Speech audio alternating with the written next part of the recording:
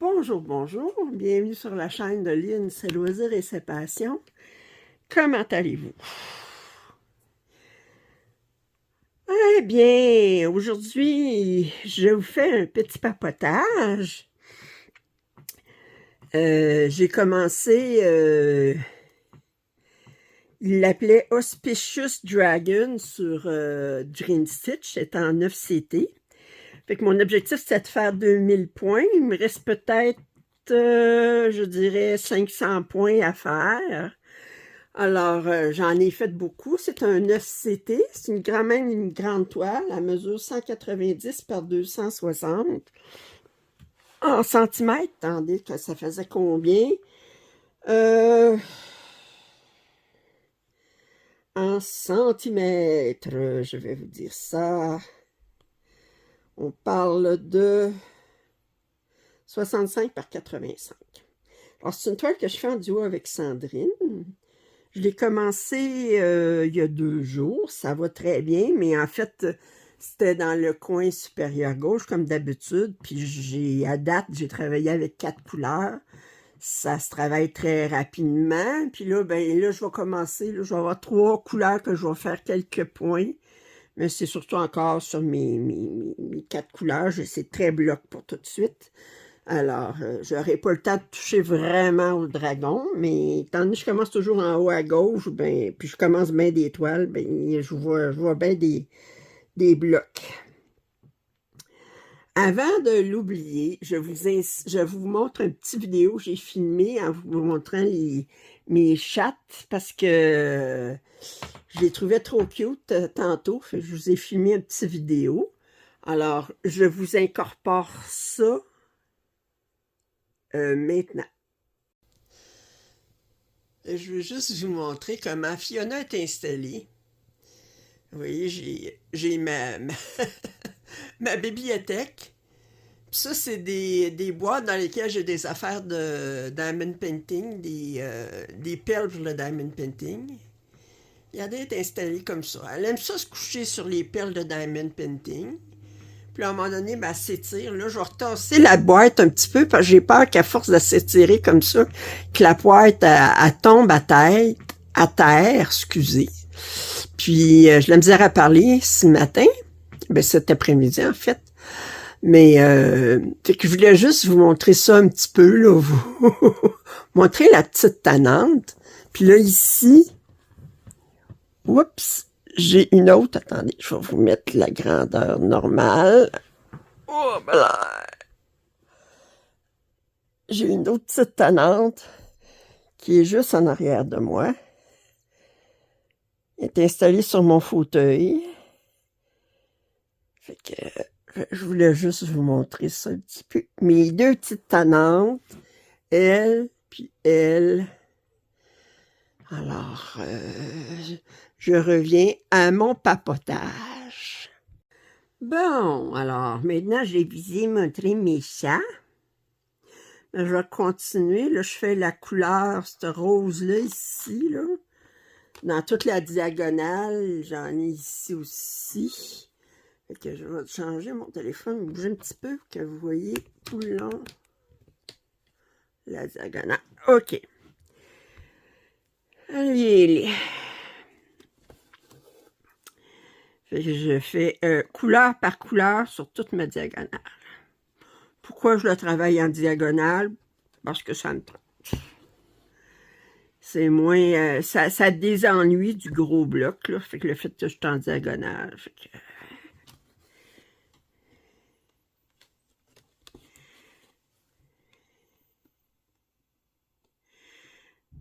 Allez, comment allez-vous?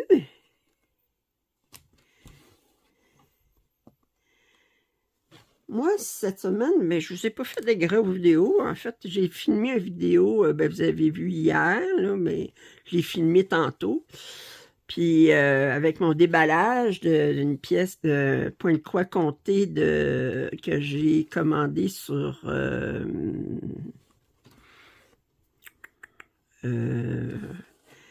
AliExpress. Puis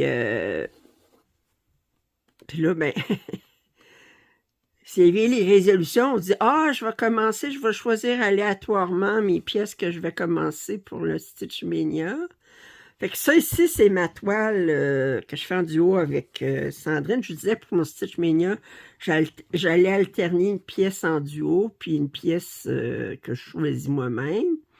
Fait que là, fait que ça, c'est celle que j'ai... C'était une toile que j'avais reçue en partenariat avec Dream Stitch. J'avais commandé les deux. Il y en avait deux qui étaient dans le même, sous le même... la même page, on pouvait choisir soit le phénix ou le dragon. Moi, j'avais choisi les deux pour faire le déballage. Puis j'avais une abonnée qui m'avait demandé de faire le dragon en duo avec elle. Malheureusement, avec mes 2000 points, je n'aurai pas le temps de vraiment toucher mon dragon. Mais... le gros avantage, c'est que le fond va être... le coin supérieur gauche va être fait. Je vais faire une grande partie du fond. Oups. 4 brins, ça se travaille super bien.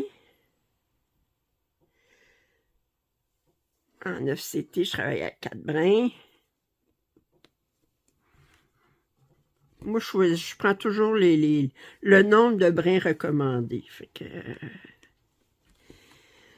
Puis, c'est ça. Puis là, la toile que je vous ai montrée hier, là, des chats dans la bibliothèque, finalement, j'ai compté le nombre de chats après avoir agrandi la toile. Puis, il y a un paquet de chats cachés à des places. Fait que j'ai 7 chats en tout dans la bibliothèque. Fait que j'ai dit, hey, ça va être le... J'ai hâte de le commencer. Mais là, je suis vendredi, je filme ça vendredi. Le samedi, je travaille sur ma toile de la Dame de Chalot. Le dimanche, je travaille sur la chanson de Pete Lindil de Chibi Hour. Fait que ça, je vais le terminer aujourd'hui, mes 2000 points là-dessus. Samedi, je travaille sur Dame de Chalot. Dimanche, je travaille sur Chibi Hour. Lundi, je vais travailler sur mon objectif d'ATEC de une case sur le chat automnal. Pour la première fois depuis le début de l'année, je n'aurai pas eu le temps de faire mes 5 objectifs d'ATEC pour le tirage des numéros du mois suivant parce que, ben voyez-vous, j'avais... regardez. J'ai fait des petits changements à mon DATEC, OK? Celles qui vont voir, quand vous allez voir le DATEC, je vais en reparler, là, mais j'ai fait des petits changements. D'abord, mais là, j'avais 2 numéros, comme d'habitude, tirés, puis le numéro 23, puis le numéro 9. Le numéro 24 et 9. C'était 23 ou 24? 24 et 9, OK. 24, c'était le Venise chinois. Bon, puis mes objectifs d'ATEC, c'était 1000 points. Mais quand j'ai fait mon Venise chinois, j'étais comme frustrée. J'ai fait 1000 points, puis ensuite, je suis passée à autre chose, mais j'étais frustrée de faire seulement 1000 points. Fait que j'ai décidé qu'à partir de là, que mes prochains objectifs d'ATEC que je tirais sur ma grille, j'allais faire 2000 points, parce que 1000 points, ça me satisfaisait pas. Fait que mon deuxième numéro d'objectif d'ATEC, c'était... Fairy Woods, ma toile d'Alice que j'avais commencé durant mon marathon des petites croix en 2023. Fait que là, au lieu de faire 1000 points, j'ai fait 2000 points. Fait que là, ben, ça me ralentit dans les choses. Puis ensuite, ben là, si vous vous souvenez bien, je fais toujours...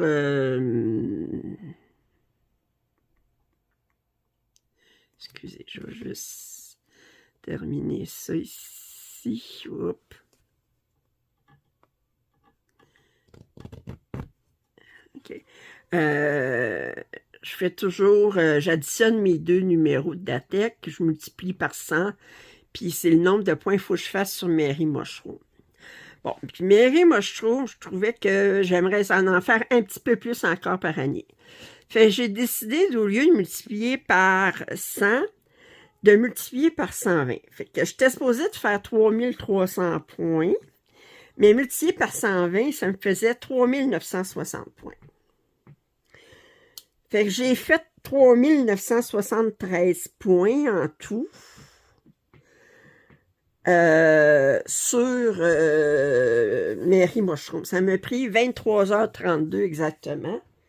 Fait que il veut pas, ça ralentit mes affaires pour le mois, là. Mais je suis contente, 23h32 pour faire 3973 points.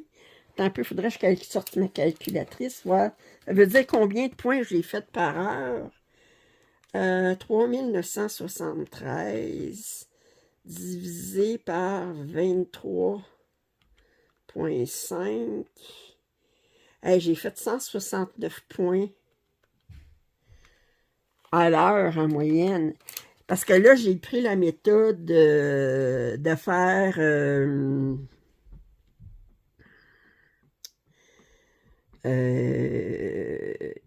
de prendre une page, puis sur la page d'alterner entre la couleur que j'ai le plus, puis la couleur que j'ai le moins, puis de faire toute la couleur sur la page. Fait que ma première couleur sur la page, ben, j'ai fini, il me restait plus rien qu'un petit peu de centaines de points sur une page, puis ensuite je commençais une nouvelle page. Puis sur ma nouvelle page, la première couleur que j'avais le plus, j'avais comme 780 points. Fait que je trouve que ça va vite parce que tu sors tes fils de cette couleur-là. Tu perds pas de temps à aller chercher quand tu changes de couleur tout le temps, ben, tu es tout le temps obligé d'aller chercher tes fils sur ton organisateur. Tandis que là, ben, je sortais mes fils, puis là, je travaillais sur une couleur, puis je faisais toute ma couleur sur... avec mes fils étaient sortis pour 800 points, là. Fait que c'est ça. Fait que là, ben, ça m'a ralenti. Puis là, ben, le fait aussi que la fin de semaine, ben, que là, ben, ma fin de semaine n'est plus dans la rotation. Je fais Lady of Charlotte. Je suis contente de Lady of Charlotte du rendu. J'ai hâte de vous montrer ça à la fin du mois. Je vais avoir fait pas mal. Il me reste 2 samedis là, pour le mois de mai. Puis je suis pas mal contente du rendu de Lady of Charlotte. Puis Chibi Hour. Là, Chibi Hour, je sais qu'ils sont en retard pour la boîte de fin d'avril. Puis on l'a pas eu. Puis là, ben nous autres, au Québec, au Canada, théoriquement, on tombe en grève des postes à partir de demain. Vous savez qu'on a eu une grève des postes l'année passée, en novembre, décembre. Il y a eu comme 37 jours de grève, si je me souviens bien. Le gouvernement s'était mis de la partie, puis il avait fait forcer un retour au travail en prolongeant la convention collective jusqu'au mois de mai. Mais là, la convention collective est finie d'être prolongée. Fait que là, ben, c'est parti pour une autre... ça serait parti pour un autre période de grève. Là, on va voir demain, là, mais grande chance que ça soit parti pour ça. Puis, ça veut dire que Chibi Hour nous expédie au Canada par la poste ordinaire. Ça veut dire qu'il va falloir qu'ils attendent parce que la poste, elle ne fonctionnera pas. Fait que ça veut dire que la boîte de Chibi Hour, ben, elle va être en retard. Elle va être encore plus en retard. Puis, bon, remarquez, moi, la chanson de Pitlindil, je suis rendue à quoi? À 40%, là, à peu près. Je sais pas si je vais me rendre à 50% à la fin du mois. Puis, fait que je suis comme à moitié. Fait que je suis loin de mon profit. Là, au moins de l'avoir terminé. Fait que c'est pas tragique, mais j'aurais aimé ça, pouvoir l'ouvrir en même temps que tout le monde, là, mais que voulez-vous?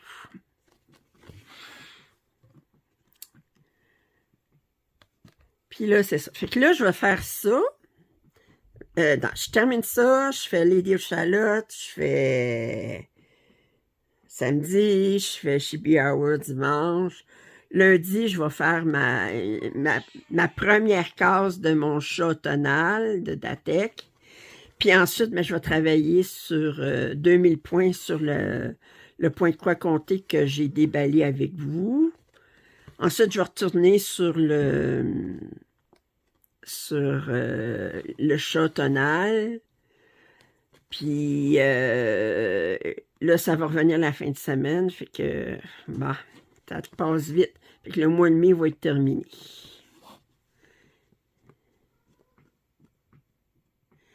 J'étais supposée de commencer une toile dans duo avec Joanne. Tu décourages-toi pas, Joanne. Je vais la commencer au mois de juin. J'ai promis que j'allais la commencer, mais c'est un petit peu de retard. Puis là, je vais retourner ma rotation habituelle au mois de juin, mais toujours en étant... Ma rotation est sur 5 jours de semaine. La fin de semaine, c'est toujours Lady of Charlotte. Parce que Lady of Charlotte, là, je veux vraiment d'abord terminer la case de son visage. Puis ensuite, je vais entreprendre en haut à gauche, puis j'ai trop hâte de la voir avancer.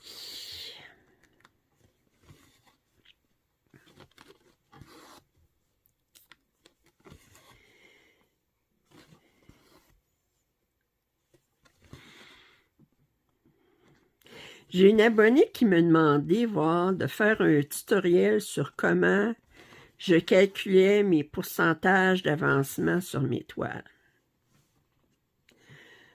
Là, je parle de mes pourcentages d'avancement sur des toiles qui ne sont pas pour le point de croix compté, qui ne sont pas sur Pattern Keeper ou Markup. Moi, c'est Markup, RXP, puis ou Saga. Parce qu'on s'entend qu'avec les applications, si vous marquez vos points à mesure que vous les faites, vous avez automatiquement le pourcentage d'avancement qui est calculé par l'application. C'est la première fois qu'on me demande ça. Là, je vous demande s'il y a de l'intérêt pour de votre part. Ça s'appliquerait du point de croix imprimé ou compté. Puis là, je diviserais mon vidéo en fonction de la difficulté, en partant du plus simple au plus complexe. Le plus simple, ça serait couverture complète, point de croix seulement. Que ça soit imprimé ou compté, ça revient à la même chose. Je le ferais en calculant que je travaille case par case ou que je travaille en diagonale, comment je fais pour le compter en diagonale. Puis ensuite, là, j'augmenterai la difficulté. Par exemple, point de croix, couverture complète, mais le motif est dans un rond. Comment compter les points? Moi, je calcule qu'une toile où est-ce que le motif est rond, c'est complètement brodé dans le rond, c'est seulement du point de croix. Je calcule que c'est une couverture complète, même si c'est pas un rectangle, c'est un rond. Mais c'est sûr que là, vous pouvez pas dire, mettons, si c'est 130 points de large, vous pouvez dire, j'ai le nombre de points, c'est 130 par 130. C'est pas comme ça que ça fonctionne. Fait que comment calculer les points là-dessus? Puis ensuite, là, j'irai couverture complète, mais on a des mélanges de demi-point de croix et de point de croix. Couverture complète, mais on a des mélanges de... on a du point arrière. Puis là, ensuite, je dirais couverture partielle avec demi-point de croix et point arrière. Fait que, puis comment je fais pour calculer mes points terminés, puis comment je fais pour calculer mon pourcentage là-dessus. S'il y a de l'intérêt de votre part, laissez-le moi savoir en description. Moi, je suis maniaque des statistiques. Dans mon inventaire, vous savez, j'ai une application pour mon inventaire. Tout est marqué, le nombre de points que je fais par... que j'ai de compléter, le nombre de points au total que j'ai à faire. Alors,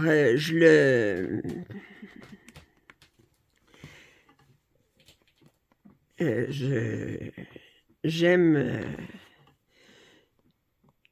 petite maniaque des statistiques. Et je l'assume. Et je l'assume. J'aime ça. Alors,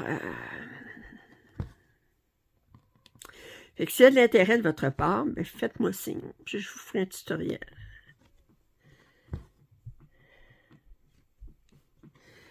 Ça sera pas, je ferai pas je broderai pas durant le tutoriel. Ça va être vraiment des exemples, comment je fais pour calculer chacun de mes exemples, puis que ce soit de l'imprimer ou de compter, ça n'a pas d'importance. Le principe est le même.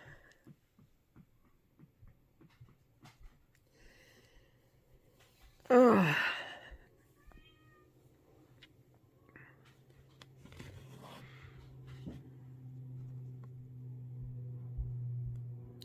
Changement de sujet.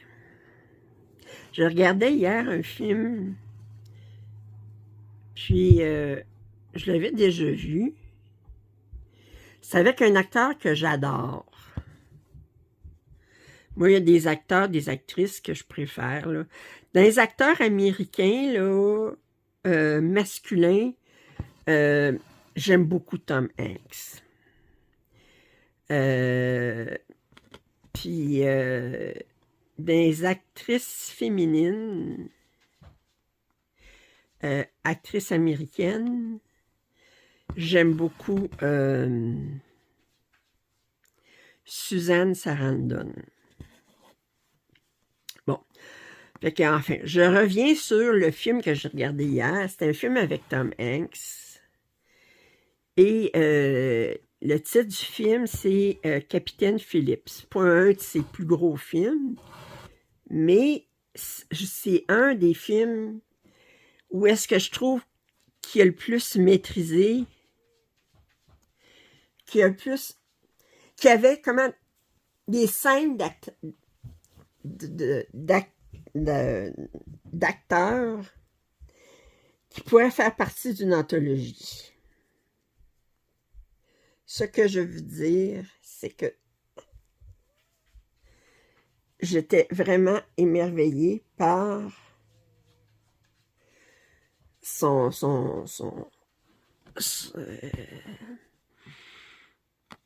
métier d'acteur. Je veux dire, comment il a joué le rôle, c'était comme... Tu fais... wow! Parce que quand tu joues des... Tu joues des rôles comme ça, puis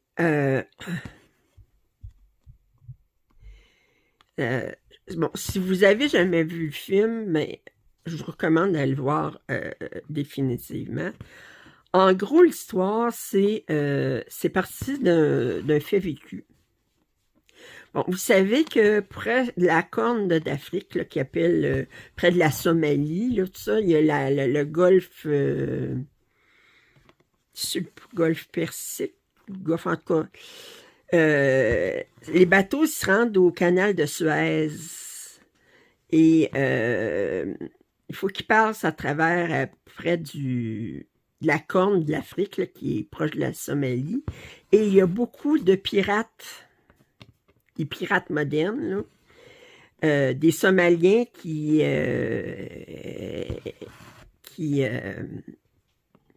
montent sur des bateaux puis qui volent les bateaux, en fait. Puis même, ils vont faire ils vont garder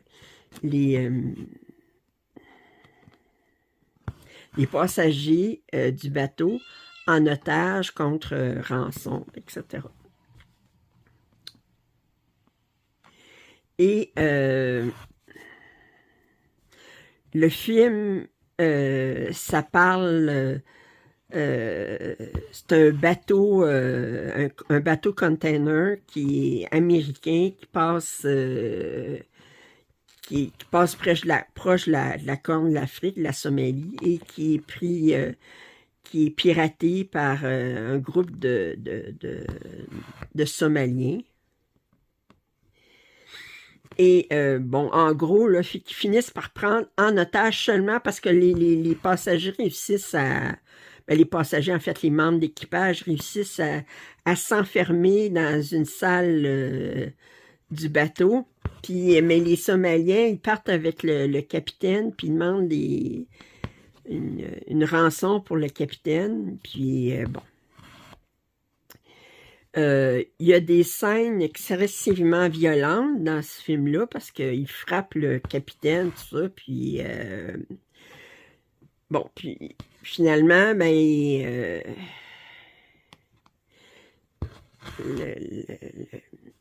l'armée, la marine américaine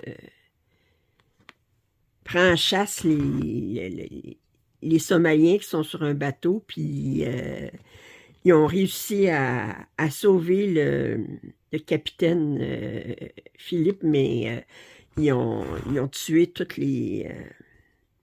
ils ont fusillé tous les pirates, sauf un qui était à bord du bateau de la marine américaine pour négocier la rançon.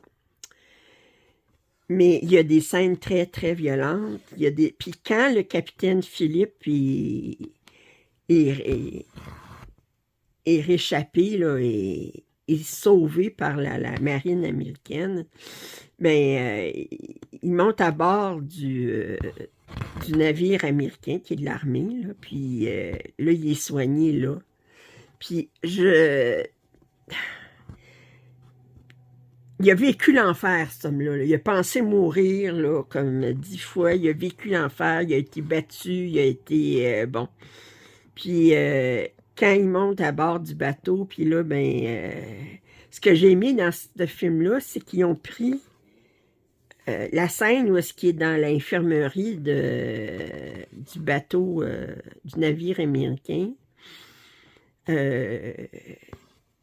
Les deux infirmiers, ben c'est une infirmière et un infirmier, mais qui font partie de la marine, qui le prennent en charge.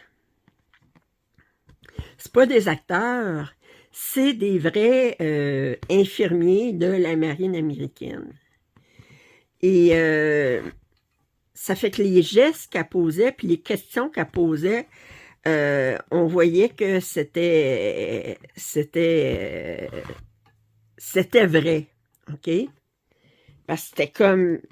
Elle a pris le Tom Hanks, l'acteur, là, mais comme si c'était un vrai rescapé, tout ça. Puis là, je veux dire, il était comme...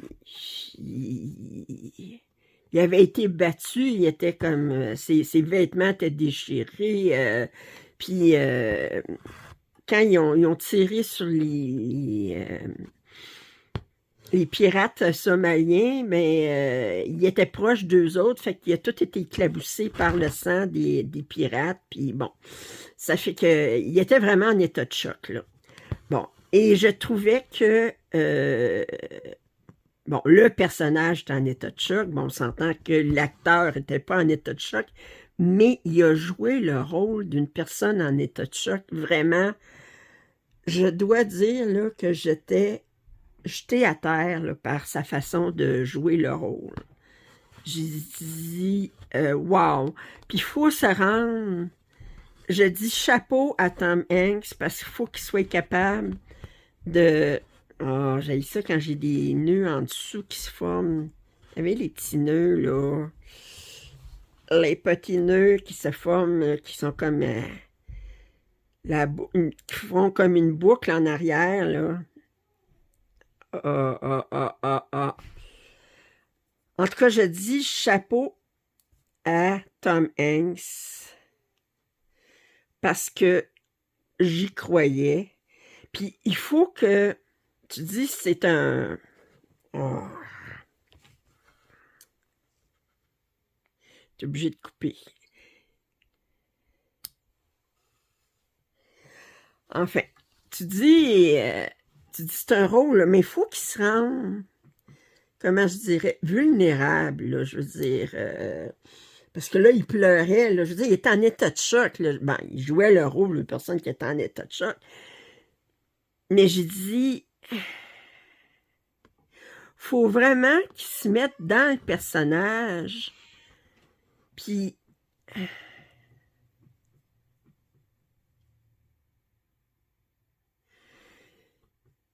j'ai dit, wow. Puis se rendre vulnérable, là, je veux dire... moi, j'adore cet acteur-là. Je disais, je regardais, parce que là, ils ont sorti le nouveau film de Mission Impossible, là, Reckoning, là, la nouvelle version, le Xème Mission Impossible. Puis Tom Cruise, mais il y en a qui l'adorent, là. Mais on s'entend-tu que c'est pas le même genre d'acteur pantoute? Tom Cruise, d'abord, moi, personnellement, là, mais ça, je dois dire, personnellement, je m'ennuie à regarder des Missions Impossibles. Enlever les cascades, c'est toujours des histoires... C'est pas un acteur, Tom Cruise. Je m'excuse. C'est... Je dirais que c'est un performeur. C'est un... Oui, il fait lui-même ses cascades. J'admire ça. Mais il n'y a pas d'émotion qui sort vraiment là-dedans. Là, je veux dire, il joue pas l'émotion. Là, je veux dire... fait que c'est pas un acteur, c'est pas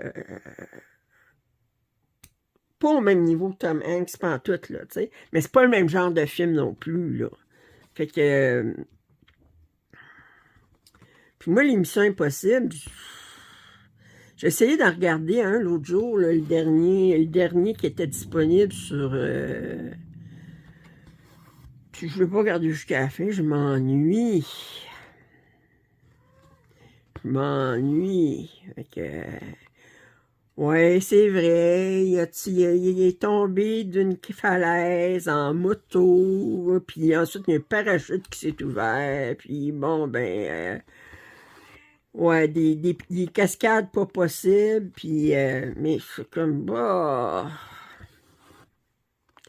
oui, c'est vrai il risque sa vie à chaque fois, mais lui, il est sur l'adrénaline, là, je veux dire, puis, oui, je peux admirer ça. Mais je m'ennuie. Je regarde ces films, puis je m'ennuie. C'est Mission Impossible. Oh, mon Dieu que c'est plate. Tandis que Capitaine Philippe, ça, je l'ai regardé jusqu'à la fin, puis j'étais comme, ah, wow. Je me suis pas ennuyé 5 minutes, là. Ça fait que... puis j'y ai cru.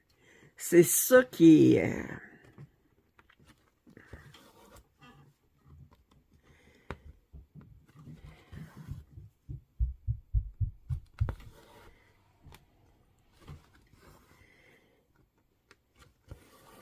fait que c'est ça. Je dis...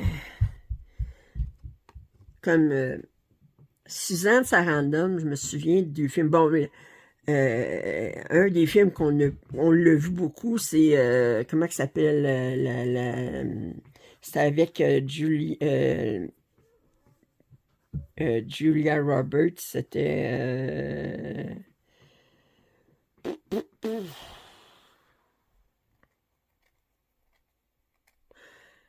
en tout cas, c'était un rôle... C'était une femme... c'était un homme qui était avec une nouvelle blonde, puis il y avait des enfants avec sa première femme, sa première femme, c'était Suzanne Sarandon, sa nouvelle blonde, c'est Julia Roberts, puis Suzanne Sarandon, elle a un cancer, puis bon. Puis ça, c'est un bon film, là, mais moi, les deux rôles que je me suis souvenu le plus de Suzanne Sarandon, Il y en a un que c'est pas un film je pense que le titre en français, c'était La prison de glace. Ça partait d'une histoire vécue. Puis, c'est une femme médecin qui est allée travailler en Antarctique pour 9 mois. Bon, c'était supposé être pour 9 mois ou pour 8 mois, quelque chose comme ça. Bon, en gros, en Antarctique, il y a une base scientifique. Durant l'été, en Antarctique, il peut y avoir à peu près 100, je sais pas combien il y a de personnes, là, mais au-dessus de 150 personnes qui travaillent là. Puis, mais en hiver, ils travaillent avec un effectif réduit, parce qu'on s'entend qu'en Antarctique, en hiver, il fait très, très froid. C'est la nuit constante et il y a moins d'expérience qui se passe durant l'hiver et ils travaillent avec un effectif réduit, je pense, de moins d'une 50aine de personnes. Mais ça leur prend un médecin de garde parce que la première des choses, c'est qu'en hiver, en Antarctique, il ne peut pas avoir d'avion qui atterrissent. Parce que si un avion atterrit, il ne peut plus décoller parce que l'avion va prendre en glace quasiment automatique. Là. Fait que là, ça veut dire que lors des dernières journées, on s'entend qu'en Antarctique, tu as quasiment comme une longue journée par année, puis une longue nuit par année. Là. Alors, à la fin de la journée, là, avant que le soleil se couche pour plusieurs mois, il y a un avion qui atterrit, puis là, il va prendre en l'eau, à bord le personnel qui était là durant l'été, puis là, il y avait un nouveau médecin, puis c'était Susan Sarandon qui est envoyée dans cette base scientifique-là pour l'hiver. Puis là, il nous raconte l'histoire, comment ça se passe dans une base antarctique. Puis en gros, l'histoire, c'est qu'elle a...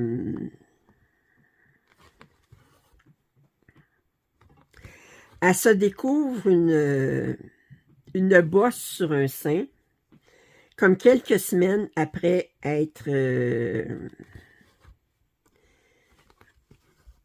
avoir atterri sur la base scientifique. C'est problématique parce qu'ils ne peuvent pas envoyer un avion aller la chercher, là, c'est comme... fait que là, ils trouvent moyen avec... ils ont accès à Internet quelques heures par jour pendant que le satellite est juste au-dessus de l'Antarctique. Ils réussissent à contacter une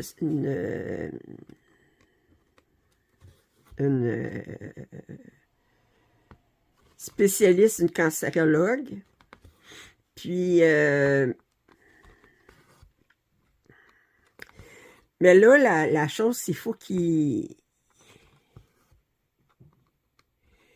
faut qu'il fasse une biopsie. Il n'y a pas d'infirmière. Elle est toute seule. Puis tous les autres personnes qui sont sur la base, c'est toutes des scientifiques, mais pas en médecine. Là. Je veux dire, ils sont là pour étudier d'autres affaires. Puis, fait que des climatologues, des glaciologues, des je sais pas quoi, mais il n'y a pas d'autres médecins, puis il n'y a pas d'infirmière non plus, là. Fait que... là, elle essaye parce que là, faire la biopsie, on peut le faire sous anesthésie locale, mais encore faut-il être capable de geler. En tout cas, conclusion, ben, elle essaye de montrer à ses collègues comment faire, mais ils ne sont pas capables. Elle se fait elle-même la biopsie.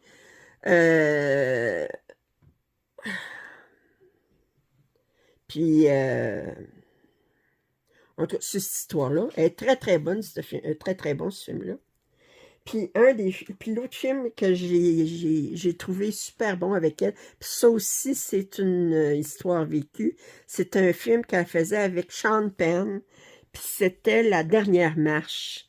Puis elle joue le rôle d'une sœur, une bonne sœur, là, je veux dire, une communauté religieuse, puis qu'elle est là pour aider aider les plus démunis.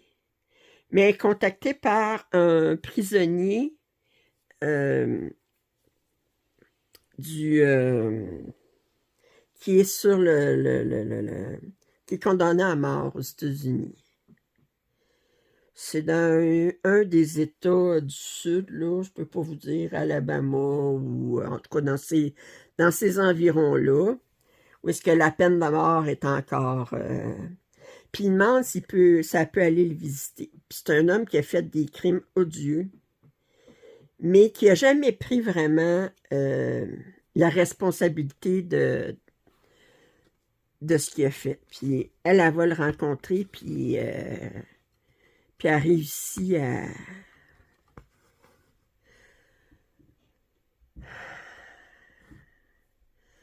à ce qu'il admette, là, qu'il prenne responsabilité de ce qu'il a fait avant d'être exécuté. Très, très bon film.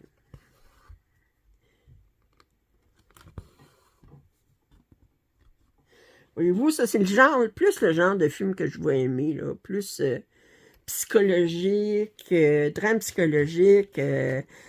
Capitaine Willie Phillips, oui, ça parle de piratage de navires, tout ça, mais c'est beaucoup psychologique aussi, là, comment ils ont négocié avec les pirates, puis c'est un suspense énorme, là, mais...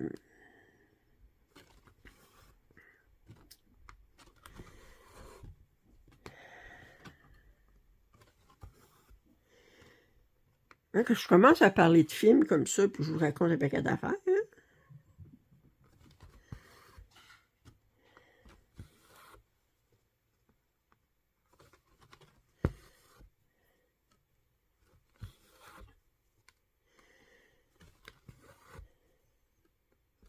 Tantôt, je vous racontais quelque chose, je me disais, ah, faudrait que je le raconte ça. Puis là, je cherche qu'est-ce que je voulais dire, puis je me souviens plus. Qui est plate de même, j'oublie.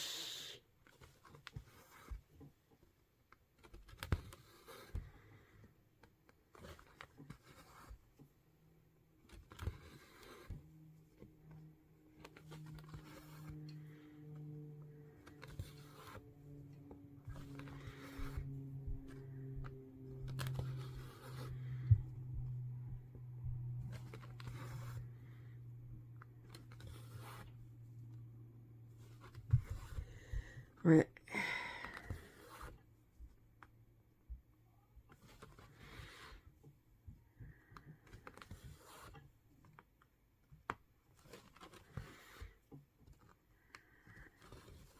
Hein, je cherche qu'est-ce que je voulais vous dire. Je vous ai parlé de Capitaine Phillips, je vous ai parlé de Suzanne Sarandon.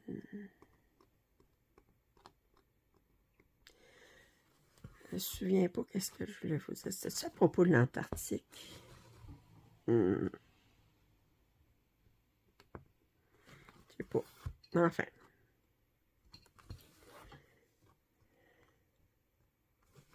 Ah, oui, je me souviens qu'est-ce que je voulais vous dire. Euh, je reviens un petit peu à... Vous savez, j'aime bien parler de la politique américaine. Mais là, Elon Musk, il se mêle plus de politique, mais c'est parce que c'est l'homme le plus détesté, je pense, aux États-Unis. Puis vous savez qu'une de ses grosses affaires, là, c'est... il a commencé SpaceX pour coloniser Mars.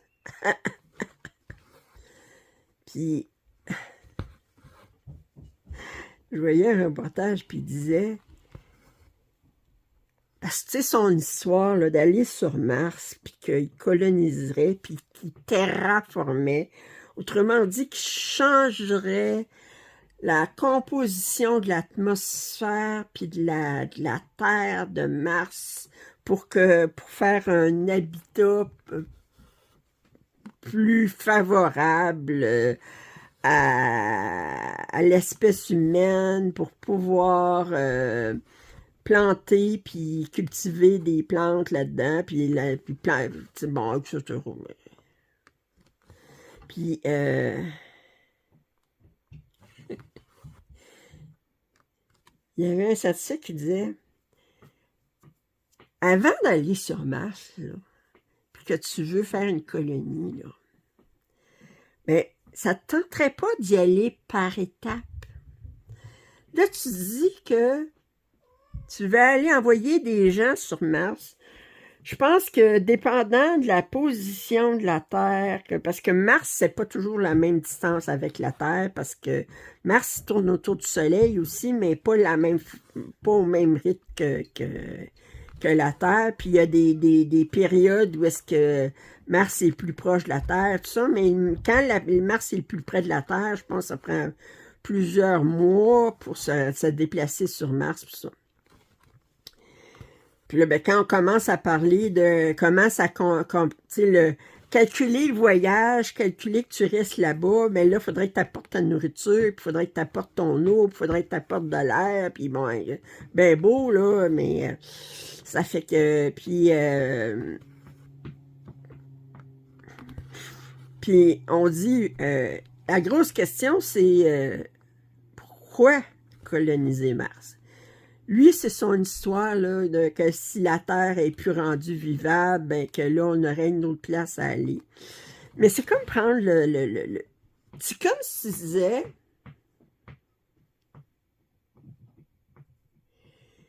j'ai une belle maison.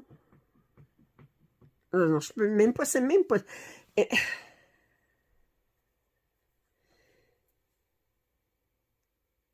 C'est avant d'essayer de sauver ce qu'il y a sur la Terre à être sauvé, il prend quelque chose qui est 1000 fois plus compliqué, 1000 fois plus difficile, 1000 fois le plus risqué, pour au cas où est-ce que... Je veux dire, on parle de changement climatique. Ben, au lieu de penser à aller sur Mars, là, ben, pourquoi tu dis que tu es un génie, là, tout ça, là? Pourquoi tu t'attaques pas au problème de changement climatique, puis à trouver des solutions? Tu parles de terraformer, mais avant d'essayer de terraformer Mars, va dans le désert du Sahara, puis essaye de prendre un hectare, 2 hectares, 3 hectares là-bas, là, dans le désert de Sahara, puis dire, avant d'aller sur Mars, là, dire, je vais aller terraformer Mars, là, ben, essaye de terraformer le désert du Sahara pour que ça devienne une terre fertile. Me semble que ça ferait plus de sens. Croyez pas? Puis il disait... une façon qui calculait qu'il pouvait rentabiliser le fait d'avoir des gens sur Mars, ça c'est drôle, c'est qu'il ferait une télé-réalité à partir de Mars. Que ça serait filmé, puis que les gens seraient filmés. Hey, d'abord, là, les gens qui sont envoyés là-bas, là, D'abord, là, les gens qui décident d'aller, faut qu'ils soient un petit peu zinzin, là, parce que là, c'est comme... ils y vont, mais là, ils savent qu'ils reviendront pas, là. C'est comme ils seraient là tout le temps, là. Puis, ils parlent des, euh, des psychologues, ils regardent, là, puis ils disent comment que ça va être difficile ou à peu près impossible qu'ils gardent... tu sais, ils sont pas là une semaine, là. Ils sont là pour leur équilibre mental. Ils seraient déprimés, là, puis... bon, mais avant, là, de parler d'envoyer des gens sur Mars, là, fait donc, il y en a des expériences qui ont déjà été faites, là, mais dire... enferme... je sais pas comment, c'était quoi leur premier groupe, là, qui serait comme une dizaine d'astronautes, là, qui seraient envoyés sur Mars, là. Euh, essaye d'enfermer une dizaine de personnes pendant... c'est comme... Mais tu sais, c'est pas aussi vendeur là, que de dire je vais envoyer des, des navettes spatiales sur Mars.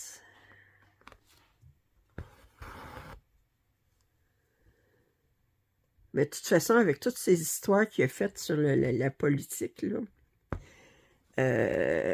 Elon Musk, son nom est rendu radioactif, là, je veux dire. Les ventes de Tesla ont diminué, puis Tesla, ils veulent le débarquer qui ne contrôle plus, se détacher de lui parce que les gens, ils ne veulent pas acheter de Tesla parce que ils veulent pas envoyer de l'argent à Elon Musk.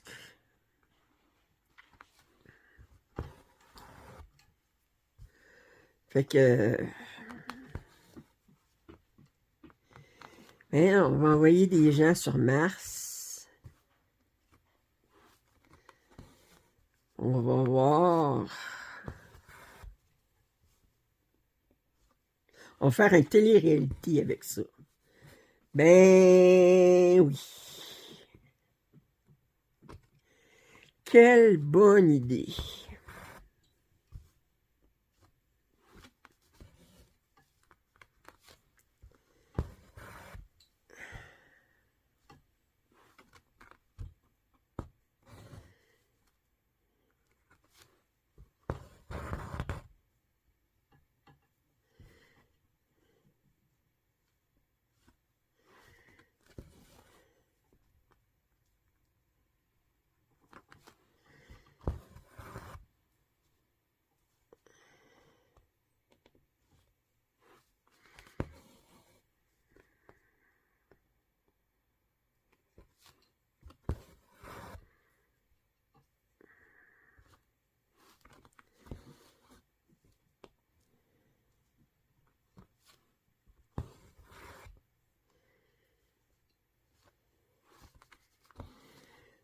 Ouais.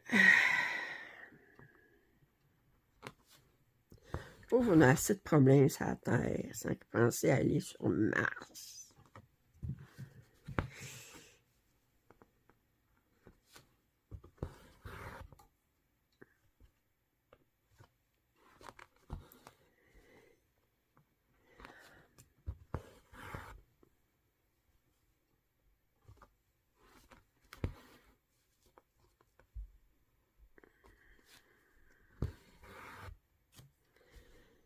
C'est comme les gens qui disent « Oh, on aimerait ça trouver des traces de vie dans l'univers. »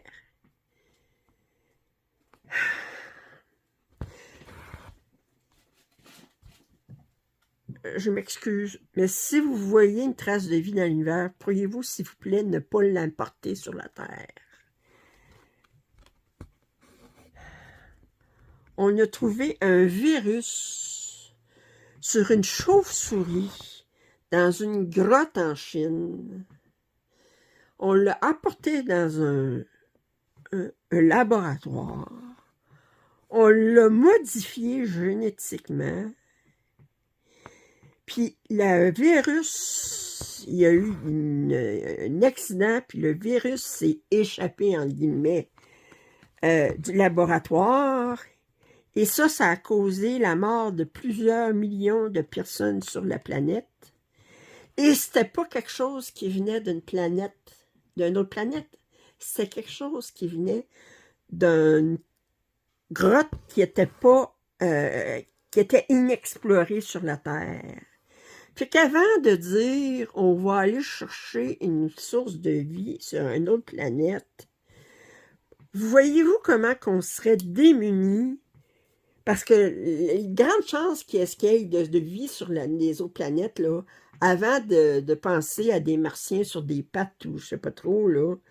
Ça va être beaucoup des bactéries ou des virus, ben ça fait que... Ou peut-être d'autres formes de vie qu'on connaît pas.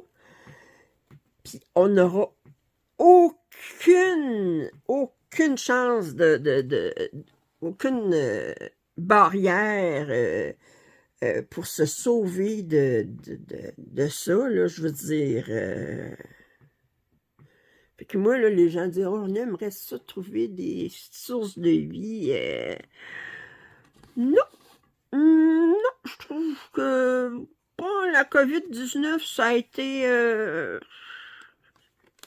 ça t'enlève l'envie pas mal de trouver d'autres formes de vie sur une autre planète. Ça fait que...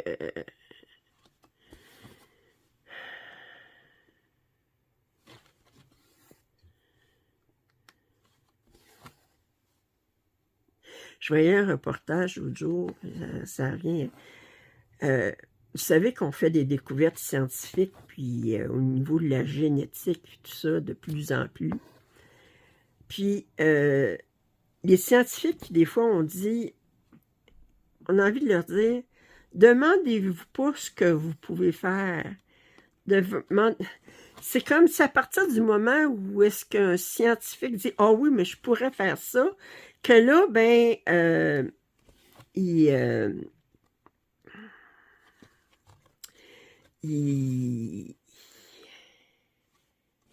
veut le faire, là. Mais c'est pas parce que t'as les capacités de le faire, scientifiques ou autres, que c'est bien de le faire. Pourquoi je parle de ça? C'est parce qu'il y avait un chimpanzé.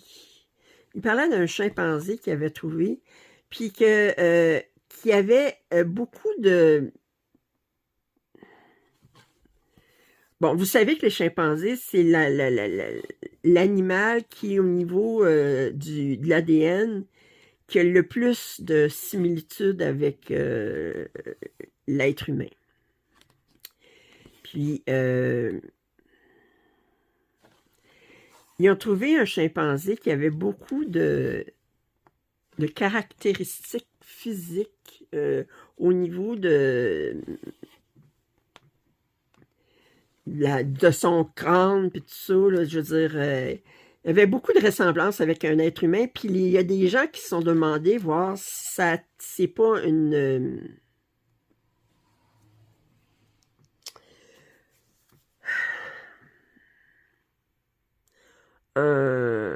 un hybride, je devrais dire, entre un être humain et un chimpanzé. Vous allez dire, c'est atroce de penser ça. Bon, vous savez que les mules, c'est un mélange entre un âne et un cheval. C'est une chose de faire les mules, ça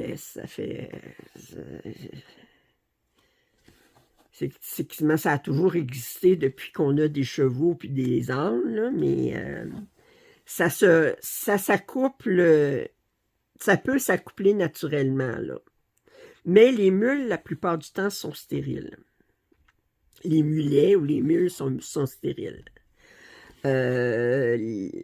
dans des zoos où est-ce qu'ils gardent des tigres et des lions, ils sont capables de... parce que les tigres et les lions, normalement, ils partagent pas le même écosystème, là. Je veux dire, ils vivent pas aux mêmes endroits, là. C'est rare que dans un territoire que t'as des lions et des tigres dans le même territoire. Mais ils ont accouplé... je vous dis ça sous toute réserve, là. Une tigresse avec un lion. C'est parce qu'il y a des ligres, puis il y a des tigons, des tillons, des tigons, en tout cas. Il y en a un qui c'est comme... la femelle, c'est le tigre, puis le mâle, c'est le lion, puis l'autre, c'est la femelle, c'est le lion, puis le mâle, c'est le tigre.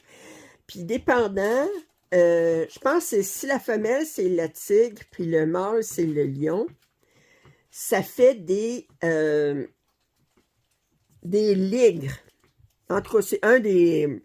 Puis les ligres, ça a un petit peu des deux, ça a son pelage, il est mélangé entre du tigre puis du lion. Puis ce qu'il y a de spécifique, ce qu'il y a de bizarre, c'est que les ligres, ils deviennent des très gros, très, très gros. Pourquoi? Parce que on a des hormones ou des gènes, je sais pas trop, qui arrêtent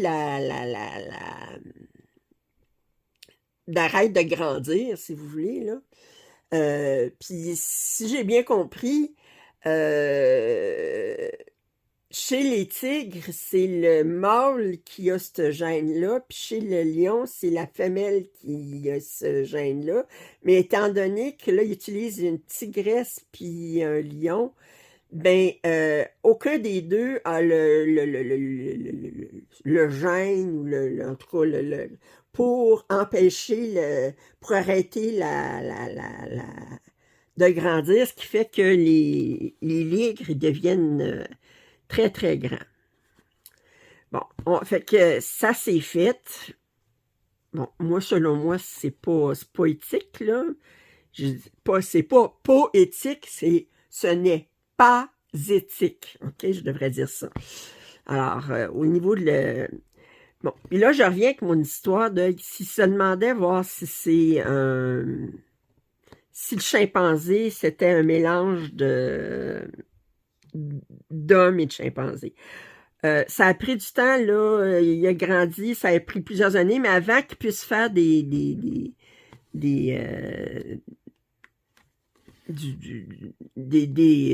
recherches avec l'ADN, il savait pas, mais finalement, ben non, c'est vraiment un chimpanzé, ouf. Parce que penser qu'on pourrait fertiliser une femelle chimpanzé, ben j'espère que ça va être dans ce sens-là, pas dans l'autre, là. Une femelle chimpanzé avec la stériliser avec, la fertiliser avec du sperme d'un homme, d'un être humain, et qu'il y aurait un être viable qui sortirait de cette atrocité-là, je dois le dire, OK?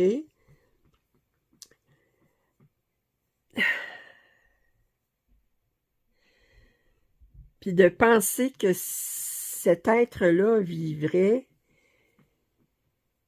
et qui pourrait avoir une conscience, la conscience d'un être humain, mais être dans un corps à moitié chimpanzé. J'ai des frissons juste à penser ce que ça pourrait être. J'ai vraiment des frissons à penser que c'est... Puis je sais que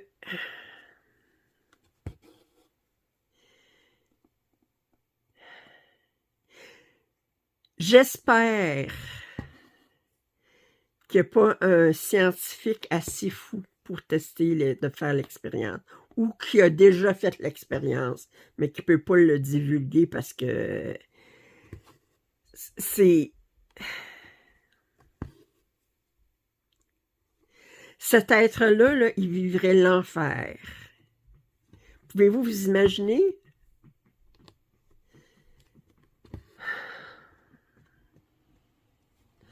Ce que je dis, c'est pas parce que scientifiquement vous pouvez le faire que éthiquement c'est correct de le faire. Puis c'est plus des affaires Frankenstein, c'est plus des expériences pour mais